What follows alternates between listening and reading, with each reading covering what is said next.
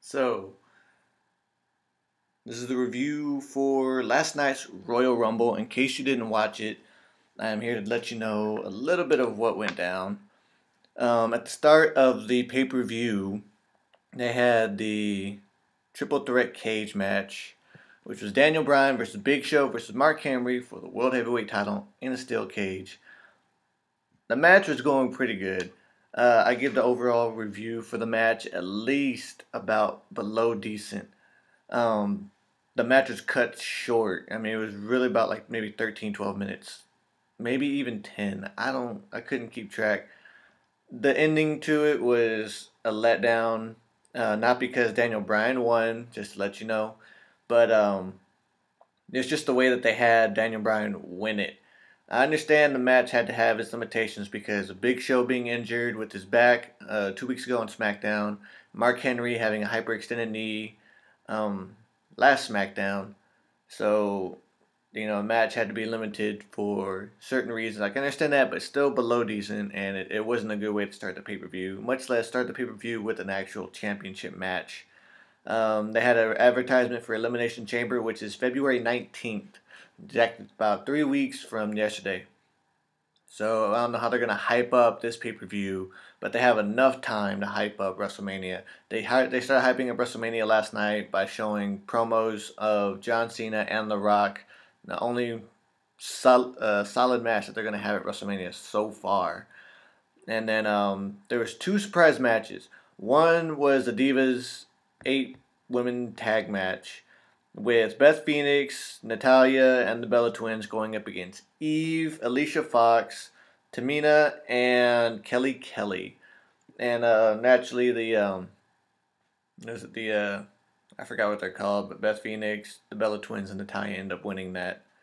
Um, Kane versus John Cena, another letdown match. It ended in a draw after probably around another 8-10 minutes. Zack Ryder made an appearance at the Royal Rumble, and it was part of that match storyline wise. So he got injured some more. Don't know the extent of that injury yet.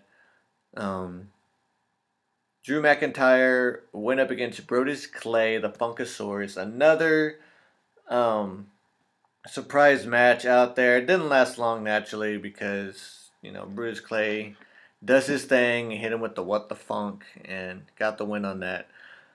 And of course, Punk versus Ziggler with John Laurinaitis as special guest referee. That was actually a really good match. Um, Definitely one of the highlights, pretty much the only highlight match of the whole night. Not because I'm a CM Punk fan myself, because the match was pretty well drawn out.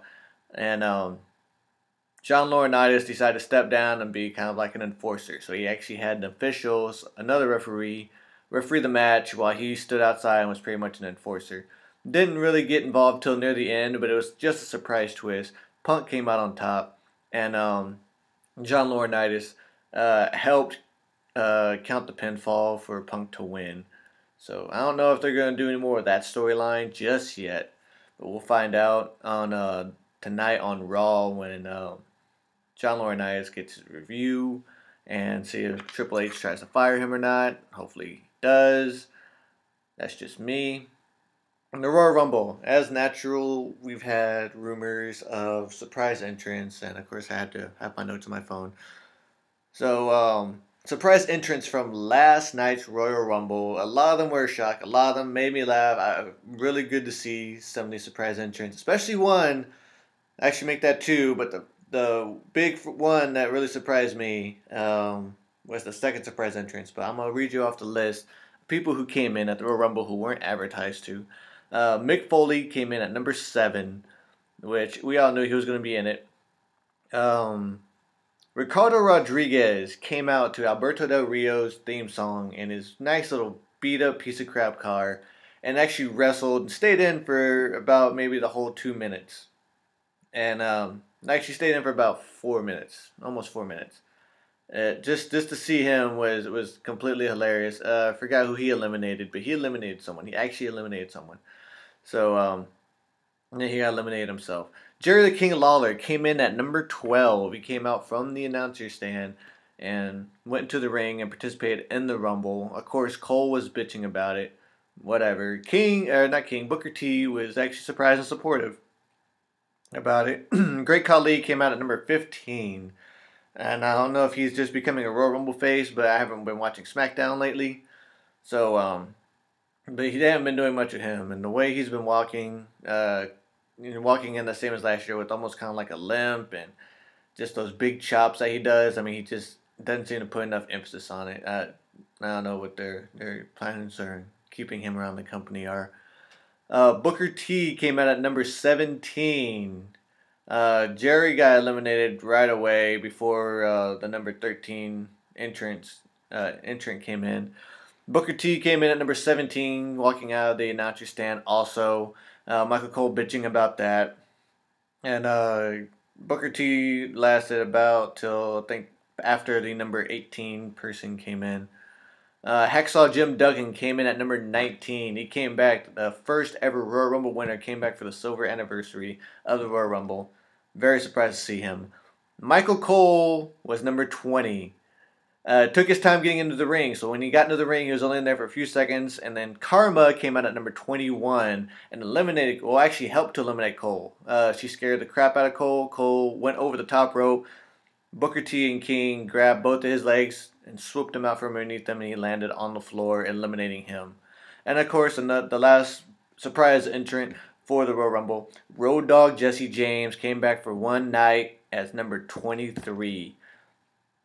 And of course, me being an Attitude person, watching it since Attitude 2000 era pay-per-views and 2000 era WWF.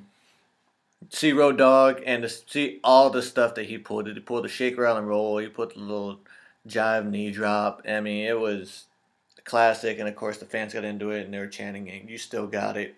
Lasted pretty long. And of course, everyone else was part of the Rumble. Miz lasted until about the final 6, maybe about the final 8. The final 4 came down to Orton, Sheamus, Jericho, and I can't remember now. Oh well, it was Orton, Sheamus, Jericho, and another big name, but I think it was the Big Show.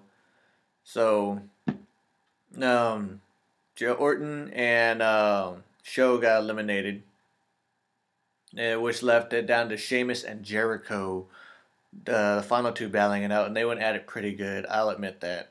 It was a pretty decent end to a Royal Rumble, with the surprise ending of Sheamus winning the Royal Rumble, throwing a monkey wrench into the works that was the rumor of Jericho winning. According to sources that I have, that change was made last minute so that it could be a surprise twist to the fans and especially the internet people who got the word leaked out to them that Jericho would win, leading into a certain storyline for WrestleMania. But they have good reason. 1, to throw a surprise, and 2, because for some reason creative is all over Sheamus with his big white hype.